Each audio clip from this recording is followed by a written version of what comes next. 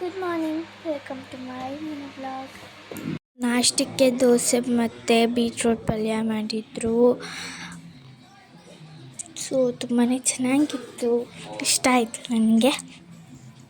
ದೋಸೆ ಅಂತ ತುಂಬ ಇಷ್ಟ ನನಗೆ. ದೋಸೆ ಎಲ್ಲದಕ್ಕಿಂತ ದೋಸೆ ಜಾಸ್ತಿ ಇಷ್ಟ, ಪುಳಿಯೋಗರೆನೂ ಕೂಡ. ಆಮೇಲೆ ನಮ್ಮ ಮಮ್ಮಿ ಟೊಮೊಟೊನ ಕಟ್ ಮಾಡಿಬಿಟ್ಟು ಅದು ಹಿಂಗೆ ಪ್ರೆಸ್ಸಿಂಗ್ ಮಿಷಿನ್ ಇರುತ್ತಲ್ಲ ಅದ್ರಲ್ಲಿ ಮಾಡು ಅಂದರು. ಆಮೇಲೆ ನಮ್ಮ ಅಜ್ಜಿ ಬೇಡ ಅಂತ ಅಂದರು, ಅದಕ್ಕೆ ನಮ್ಮ ಮಮ್ಮಿನೇ ಕಟ್ ಮಾಡ್ತೀವಿ. ಸೊ ಅದನ್ನು ಕ್ಯಾಪ್ಚರ್ ಮಾಡೋಕ್ಕಾಗ್ತಿಲ್ಲ ಗೈಸ್, ಸಾರಿ. ಇದನ್ನು ವಾಶ್ ಮಾಡಿಬಿಟ್ಟು ಸೊ ನೋಡಿ, ನಾನು ಕ್ಯಾಪ್ಚರ್ ಮಾಡಿದ್ದೀನಿ ಗೈಸ್. ನೋಡಿ ಇಲ್ಲಿ ಮಮ್ಮಿನೇ ಕಟ್ ಮಾಡ್ತಿದ್ದಾರೆ.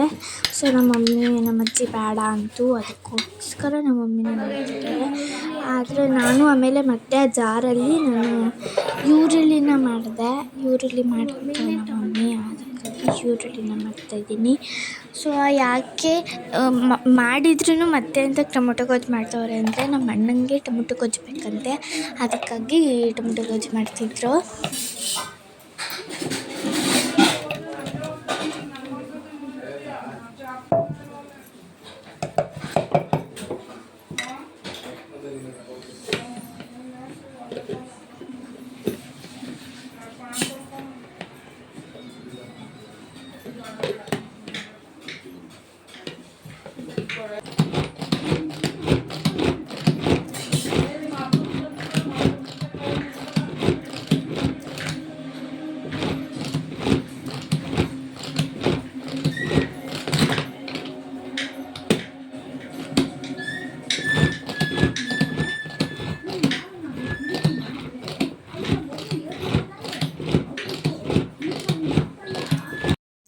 ಆಮೇಲೆ ನಮ್ಮ ಮಮ್ಮಿ ಕರ್ಬೇವು ಸೊಪ್ಪು ಕಿತ್ಕೊಬಾ ಅಂತಂದರು.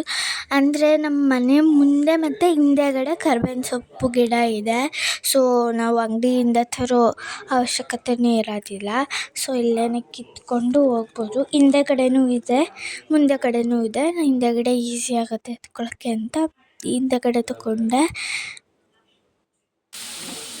ಇದೆ ಟೊಮೊಟೊ ಗೊಜ್ಜಿಗೆ ಈರುಳ್ಳಿ ಮತ್ತು ಮೆಣಸಿನ್ಕಾಯಿ ಇದೆಲ್ಲ ಮಾಡಿದ್ರು. ದೋಸೆಗೆ ಇದು ನೆಂಚ್ಕೊಳ್ಳೋಕ್ಕೆ ಮಾಡಿದ್ದು.